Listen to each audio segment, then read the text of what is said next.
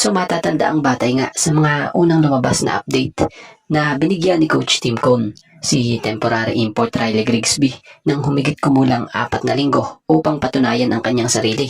Speaking of Riley Grigsby, gayunpaman, hindi ito traditional na ultimatum kundi isang takdang panahon ng kanyang paglalaro habang nagpapagaling si Justin Brownlee. So dito mo makikita ang kalagayan ni Riley Grigsby sa Hinebra.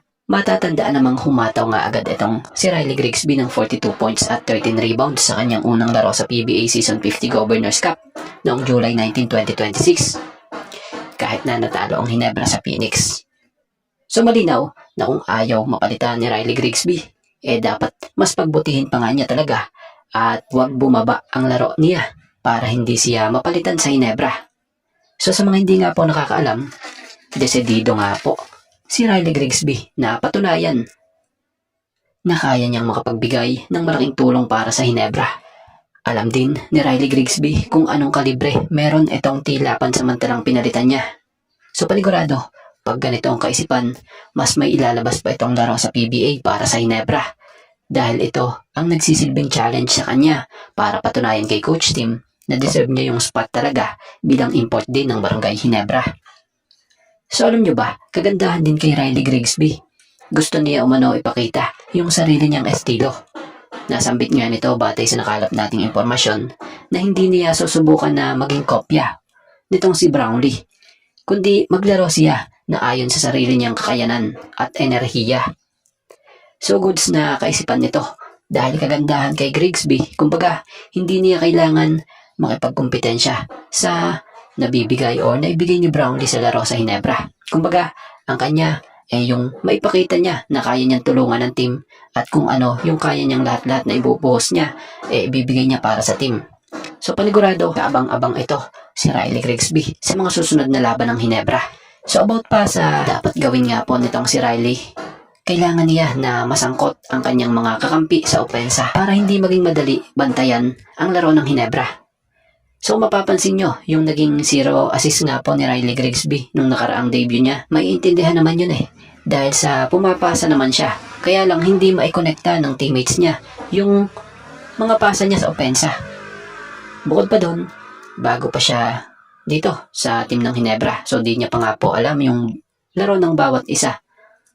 So counting ensayo pa for sure, magkiklik na rin yan dahil wala namang naging problema sa opensa at sa rebounds. Etong si Riley kita mo naman kung gaano nga ka-aggressive sa pag-atake at asahan sa mga susunod na posibleng maging mistulang pader ito din sa depensa na siyang isa sa hindi alam ng marami na isa ito sa lakas ng laro niya.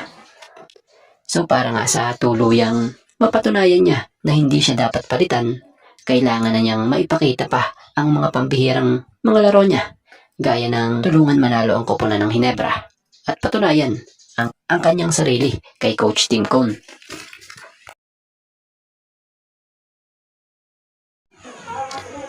So sa maikli pang ang panahon na kanilang pagsasama sa team bilang mga magkakakampi sa Barangay Hinebra, maganda nga agad ang naging resulta ng samahan nila kasama ang bagong import nila na si Riley Grigsby.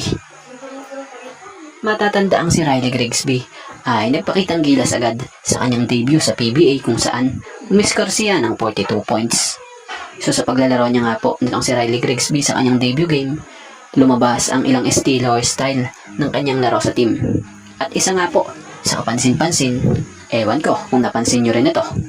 Dahil sa karamihan nga po sa moves nitong si Riley Grigsby, tila maaalala mo ang dating Hinebra big man na si Christian Stan Hardinger.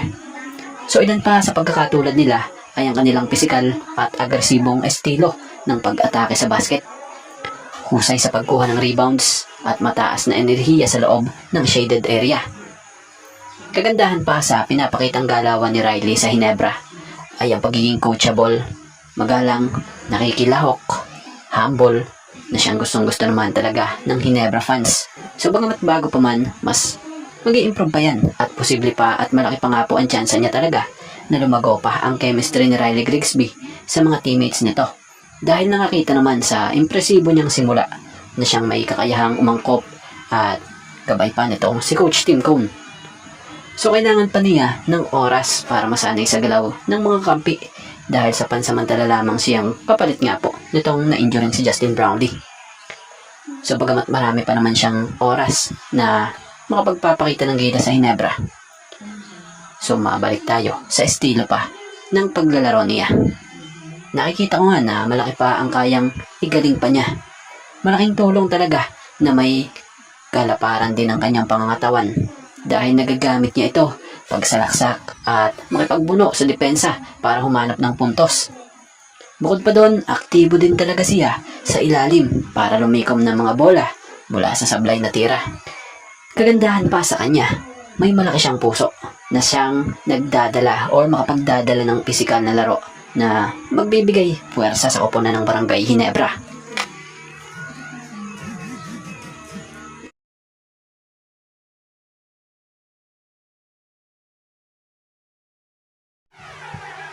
So matatandaan namang sa mga nakalipas na conference at season ng SMB, ang isa sa team na tila nahihirapang makakuha ng perfect fit nga po na import sa kanila dahil na nga sa madalas noong papalit-palit din na import sila. Pero ngayon, ito tila naka-jackpot sila sa import na hawak nila sa katauhan ni George King. So batay nga sa naging interview sa acting coach ng SMB ngayon na si Coach Peter Martin, batay sa pagkakaintindi natin sa interview rito, si George King nga umano raw ang perfect import para sa SMB dahil alam nga raw nito kung paano maglaro kasama ang teammates nito sa SMB. Alam niya rin kung paano niya may motivate ang mga ito. So batay sa acting SMB head coach, konting familiarity pa nga umano, magiging okay na.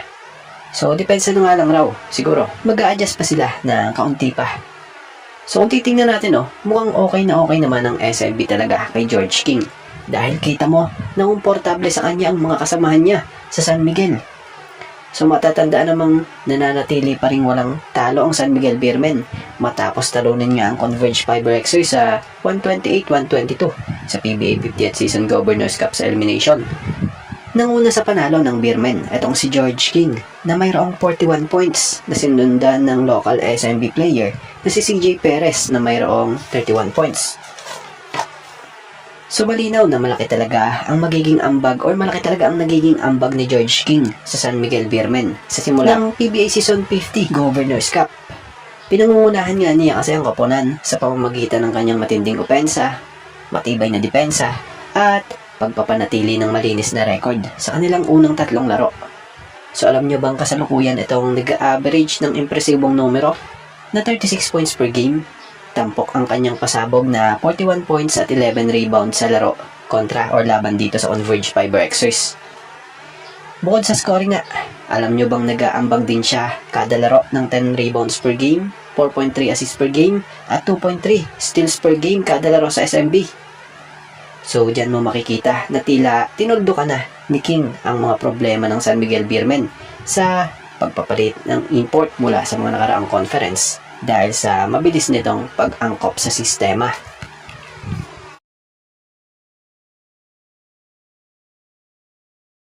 At bago nga ang lahat, baka naman po pwedeng makahingi ng isang subscription para sa ating channel or pakifollow na rin po kung nagustuhan nyo ang ating mga basketball update. At kung ito na may makakabigat para sa inyo, kahit isang like and share na lamang po. Maraming salamat po.